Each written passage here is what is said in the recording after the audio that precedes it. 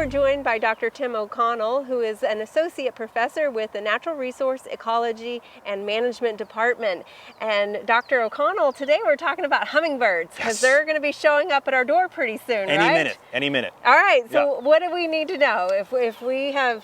Okay, first of all, I'm going to start out like that person that maybe left out their hummingbird feeder that's not clean. I know someone like that.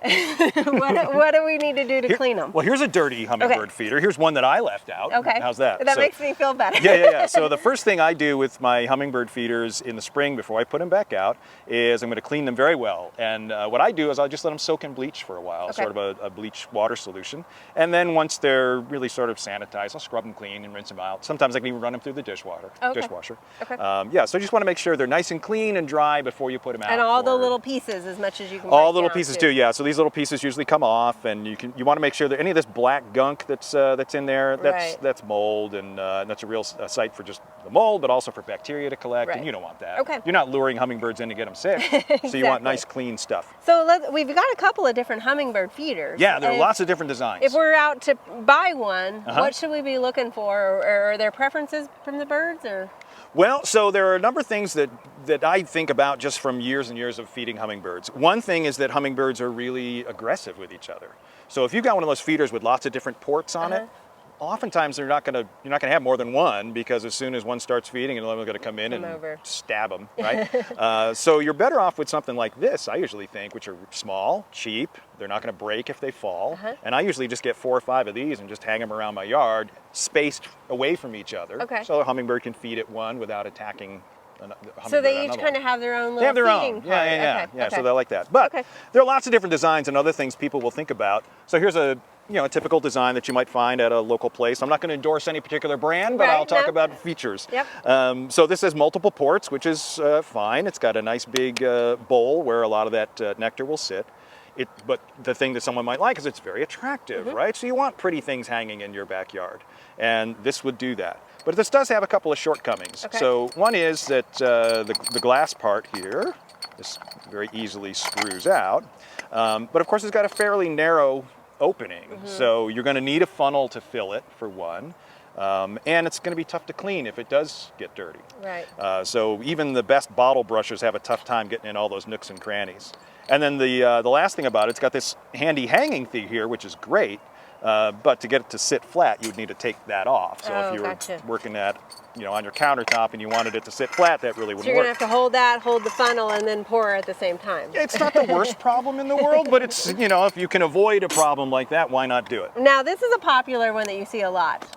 There are a number of things I like about this particular design, and it's good that we're talking about this because they're kind of subtle. You don't know when you're a consumer, they're just trying to, here's a pretty one, buy this. But this has a couple of cool things. Multiple ports, which is fine, but it's also got this top that screws off and a nice flat top that way. So when you're filling it, it would be able to stand on its own. And it did, yes. Definitely. The other thing is this one has a pretty nice wide mouth. So you don't necessarily need a funnel to fill it, and it'll also be a lot easier to keep it clean. So those are things I'd recommend for people who want to feed hummingbirds to be paying attention to. Not just how pretty it is, but how easy would it be to work with it. And they don't necessarily need a perch, or they do? I mean, I've seen hummingbirds usually just kind of fly there, hover there. They certainly don't need a perch. That's the point of hummingbirds, right? But they'll take it if there is one.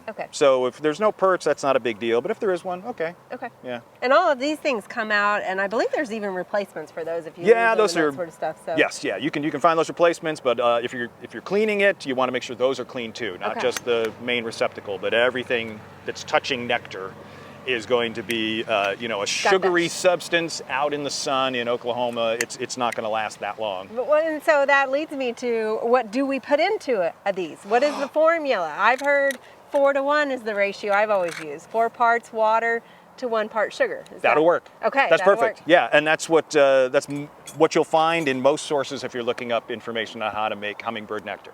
Is that 4 to 1 ratio. And then to boil it. I don't do that usually. I don't do that. I really don't know of any... I stir, let it settle, stir some more. Is that just so long as it's dissolved. That's what I do. And the reason I do that, because I don't know anything in the literature that says that any hummingbird has ever gotten sick from unboiled nectar. It might be true, but I've not seen it. But also, the nectar in our flowers is not boiled. So they're exposed to the elements and can pick up bacteria anyway Okay. in nature. So the more important thing is just keep an eye on your feeders and don't leave that nectar in there for more than a few days at a time. Okay, that was going to be my next question. Yeah, even before it starts to look nasty, just sort of change it because anyway it might take a while. If you've just started attracting some hummingbirds, you don't have a lot. It might take a week or so for this to go down, right? And you should have changed it by then. Yeah, probably, especially if it's hot. Like okay. every 3 or 4 days, you know, even if they're not, you know, sucking it dry, take it down, clean it out, and that's why it's so important to get one that's easy to clean, so it's not such a chore for you. Yeah. Because if it's a chore, you're not going to do it. You're going to leave it up from last fall. Well, and that's what I don't even fill mine up all the way, because I kind of, you know, you feel like you should, but if you know they're not going to, why put it out there? Maybe store it in a refrigerator if you if you make some extra, you can keep it in the fridge, and you know, I'm not exactly sure how long it should stay in the fridge, but I'll leave mine in there for maybe 2 or 3 weeks, as long as I've made it fresh and I know it's been nice and cold. But another thing, I'm not a good measurer. Okay. Right? So I'm not a baker. So for that person that just for that person in your life who loves hummingbirds but doesn't like to measure stuff, here's sort of what I do. What do you do? I will I'll take the receptacle, the main receptacle, and I'll fill it about halfway with water. Okay. And then I'll pour that into another cup or measuring device, something like that. Then I'll just start adding sugar. Oh, okay. And dissolving it, right? And I'll add sugar that keeps dissolving. And then when it starts to look like the sugar's not dissolving that well, then it's starting to get sweet enough. Okay, all right. And then I'll just taste it. And if it tastes sweeter than something you're going to want to drink, perfect. Okay. Yeah. So we definitely like it sweet. Now, the one thing we've talked about with all of this is we've talked sugar and water. Sugar and water. Nothing else, correct? Nothing else, nothing else. Yes. Hummingbirds, don't give them honey. Okay. Some people think, you know, that's a shortcut, right? Yes, yeah. Don't give them honey. It's sweet, right? It's sweet. They should like it, but they don't. No, it's not good for them. Okay. And I think the problem is they will take it if it's offered, and it's really not good for them. Okay. So yeah, no honey, no food coloring. Yes. They don't need it. Natural nectar isn't red. The flowers are red. So as long as there's something red on your feeder, that'll be plenty to draw them in. They've got really good eyesight, and they can see, you know, they can see where the feeders are set up. Okay. They don't need it to be red. All right. So no red food coloring. That's just dye that's going through their bodies, and if they get too much of it, that could really be bad for them. I do know some examples of sick hummingbirds from too much red dye. Okay, yeah. All right, that's good to know. We don't want to harm them, definitely. No, in this why would process. you want to do that? So they're coming mid-April through October, is that correct? Yeah, so here we are filming on this beautiful day in late March. It's almost April, and I just heard this morning that scissor-tailed flycatchers were back here in Payne County, so the first few were seen. So, I mean, this weekend, the hummingbirds will be back. Okay. Yeah, so I'm going to predict that this year they're going to make it here by April 1st. So let's get those hummingbird feeders out if they're not out already. Yeah, if they're not already, it's not too early. Okay. So if you want to put them out, put them out. And if it takes a while for something to come in and visit your feeder, that's fine.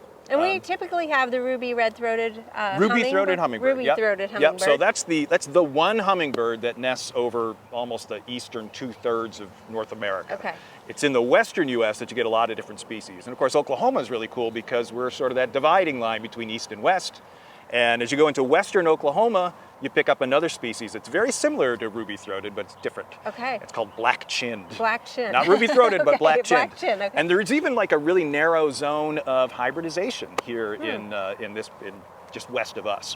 All right, so it's pretty cool. West of here, we should maybe be looking for those. And are they going to stay there, or are they just migrating through? No, they do nest. Yeah, Okay. yeah, they nest. So they're here. When I say something nest, that means it comes here in the spring. It's here all through the summer. They have their babies, and then they take off sometime in the fall. Okay. Most of our hummingbirds are long-distance migrants. So right now, what's happening? Like tonight, there are hummingbirds on the Yucatan Peninsula. Right? And they're all pumped up and they're ready to fly. For their long flight. For their long flight. So when the sun goes down, they're just going to start flying north, northwest. They take off at night, huh? Take off at night, Red-eye fly all through the night. And it takes them 18 hours. And in 18 hours later, if they haven't hit a storm system or something like that, they'll make it to the Gulf Coast. And they usually will first put down maybe 10 miles inland from the coast itself. Okay. And they're exhausted, right, from that long flight. But that's what they do.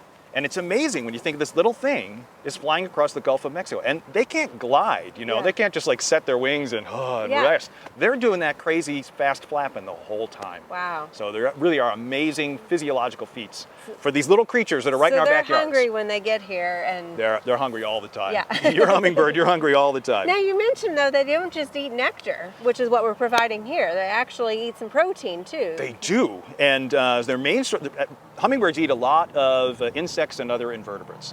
And they're really good at eating little soft spiders, soft-bodied spiders. Okay. And some like gnats and things like that. So they don't have a big bill for handling a beetle or something like that, but little small things they can pick. And they actually take a lot more of that than people generally appreciate. Okay. So even if you aren't feeding your hummingbirds, if you have to travel or something like that, and your feeder goes dry, or you take them down, that's okay. The hummingbirds aren't going to starve. They know how to find food. And maybe some tubular plants also to put in your landscape. That's the best thing. What they're attracted to is the long tubular for their beak to go into. Yep, that's what they like the best. So they'll take nectar from almost anything. I mean, they're taking them from this, right? But the kind of flowers they're taking them from that they really prefer and seek out would be long tubular things like trumpet creeper would be a great one. Salvias would be a good one. So especially anything orange or red and tubular, they love. Okay, all right. Well, hopefully orange, right? Hopefully orange, yeah. Excellent. Well, Dr. O'Connell, thank you so much for joining us and giving us all this great information. I can't wait to see my hummingbirds. Are you excited? I am very excited, yes. So excited. We hope you enjoyed this video. It's part of our Oklahoma Gardening YouTube channel. You can also find even more videos on our OK Gardening Classics YouTube channel. And join us on social media for great gardening tips, photos, and discussion.